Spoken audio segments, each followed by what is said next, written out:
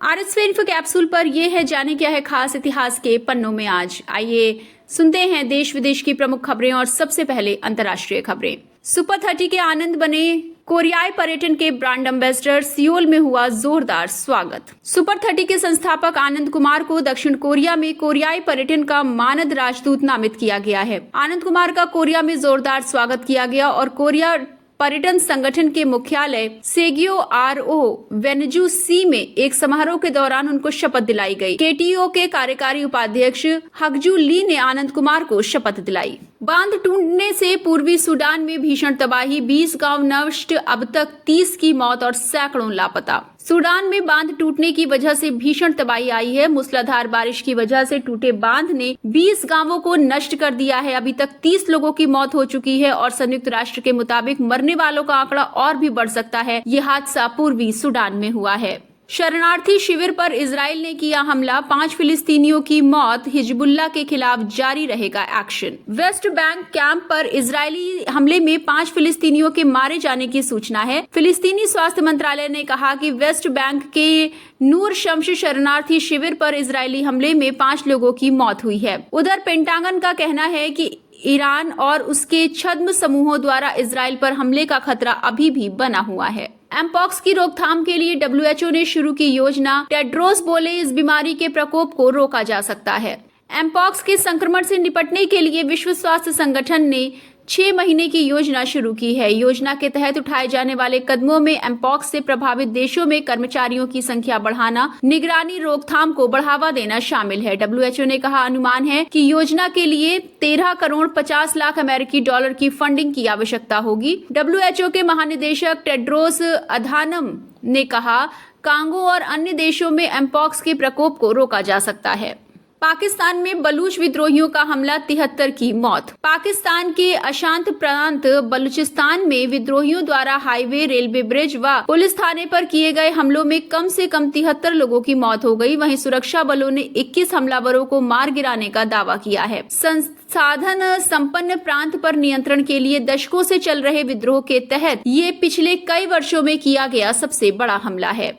भारतीय राजदूत से मिले रूसी उप विदेश मंत्री, यूक्रेन मामलों में मॉस्को का पक्ष रखा। रूस के उप विदेश मंत्री मिखाइल गालुजिन ने रूस में भारतीय राजदूत विनय कुमार से मुलाकात की। गालुजिन ने यूक्रेन संघर्ष को लेकर मॉस्को की सैद्धांतिक स्थिति के बारे में भारतीय राजदूत को अवगत कराया। भारत में रूसी दूतावास बयान में कहा गया है कि दोनों पक्षों ने अंतर्राष्ट्रीय और द्विपक्षीय मुद्दों पर संवाद किया। बातचीत रचनात्मक रही। 127 मिसाइलों और 109 ड्रोन से दहला कीव। रूस ने यूक्रेन पर बोला अब तक का भीषण हमला, पोलैंड में भी अलर्ट। रूस ने यूक्रेन पर बड़ा हमला किया है। 127 मिसाइलों और 109 हमलावर शाहेद ड्रोन से हमला किया गया। ये हमला 2.5 वर्ष के युद्ध में यूक्रेन के शहरों पर किए गए सबसे बड़े हमलों में शामिल है। ताजा हमले में 5 लोग मारे गए हैं और दर्जनों घायल हुए हैं और यूक्रेन की नेशनल ग्रिड को नुकसान हुआ है। इससे देश के बड़े इलाकों में बिजली और पानी की आपूर्ति भी प्रभावित हुई है। आइए अब जुड़ते हैं भारत के साथ और सुनते हैं राष्ट्रीय खबरें।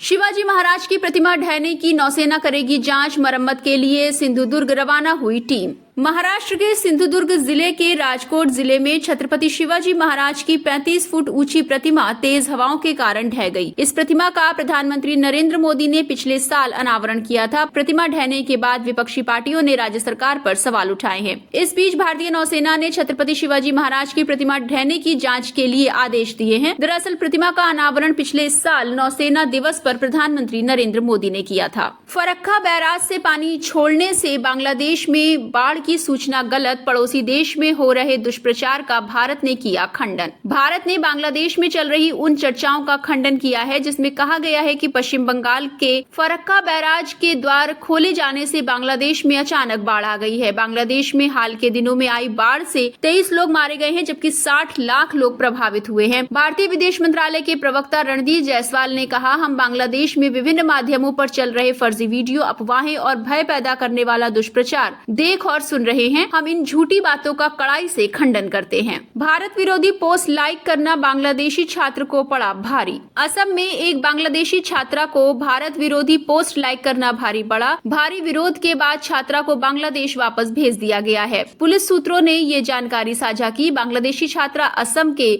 सिलचर स्थित राष्ट्रीय प्रौद्योगिकी संस्थान में पढ़ाई कर रही थी। पीएम मोदी ने राष्ट्रपति बाइडेन से की फोन पर बात, यूक्रेन बांग्लादेश पर हुई चर्चा। भारतीय प्रधानमंत्री नरेंद्र मोदी ने अमेरिकी राष्ट्रपति जो बाइडेन से फोन पर बात की और इस दौरान दोनों नेताओं ने यूक्रेन और बांग्लादेश की स्थिति सहित विभिन्न मुद्दों पर चर्चा की। पीएम मोदी ने इसकी जानकारी साझा की है। पीएम मोदी ने एक्स पर पोस्ट में कहा कि आज अमेरिकी राष्ट्रपति जो बाइडेन से फोन पर बात हुई। हमने यूक्रेन की स्थिति सहित विभिन्न क्षेत्रीय और वैश्विक मुद्दों पर विचारों का विस्तृत आदान प्रदान किया। आइए अब जुड़ते हैं खेलों की दुनिया से और जानते हैं खेल जगत से जुड़ी ताजा खबरें। मनु भाकर से सबक लेकर रुद्रांश रचेंगे इतिहास, पैरालंपिक डेब्यू में लगाएंगे गोल्ड पर निशाना। पैरा निशानेबाज रुद्रांश खंडेलवाल पेरिस ओलंपिक में पदार्पण के दौरान स्वर्ण पदक जीतने का लक्ष्य बनाए हुए हैं और उनका जीवन मंत्र है किसी भी परिस्थिति के लिए तैयार रहना और अपनी क्षमता पर भरोसा बनाए रखना। बूची बाबू टूर्नामेंट आज से शुरू, सूर्य कुमार यादव और श्रेयस अय्यर पर होगी नजर। भारतीय बल्लेबाज सूर्य कुमार यादव अपना टेस्ट करियर पटरी पर लाने के लिए बूची बाबू क्रिकेट टूर्नामेंट में अच्छा प्रदर्शन करना चाहेंगे, जिसमें उनकी टीम मुंबई में शुरू होने वाले मैच में TNCA